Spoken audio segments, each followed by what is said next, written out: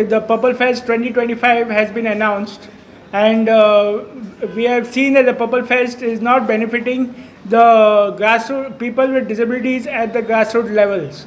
So we are putting forward our 7-point demand to the government to resolve the issues within 3 months. That is before the Purple Fest 2025. Failing which we will protest at the Purple Fest 2025.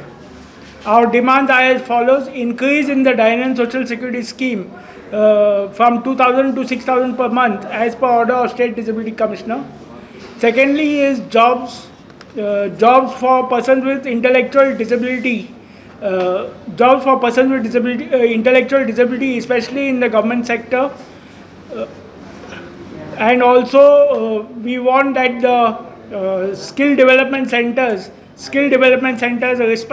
respite care centers should be started by the government.